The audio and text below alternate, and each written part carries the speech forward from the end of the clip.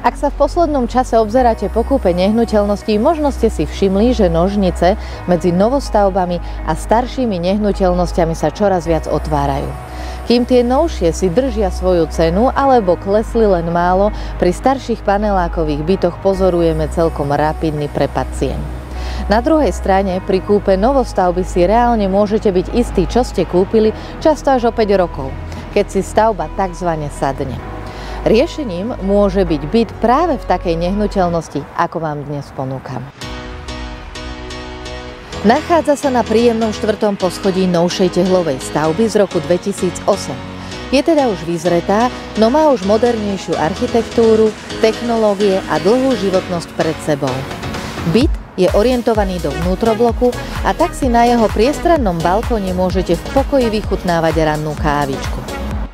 Priestor je presne to, čo budete vnímať v každom kúsku tohto bytu. Má totiž veľkorysú výmeru a zaujímavú dispozíciu, vďaka ktorej sa tu budete cítiť výnimočne.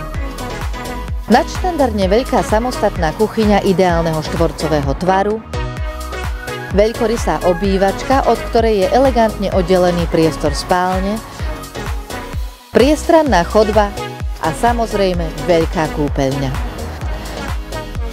Bytu lichotia veľké okná a novopoložená plávajúca podlaha, zjednocujúca byt do príjemných bledých farieb. A všimli ste si to množstvo úložného priestoru? Petržalka sa rokmi krásne zazelenala.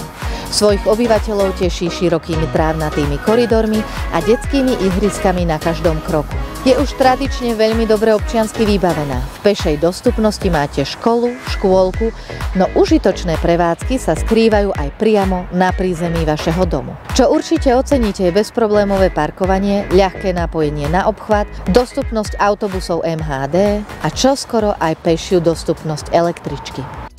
Verím, že vás táto ponuka zaujala a čoskoro sa uvidíme na obhliadke. Teším sa na vás.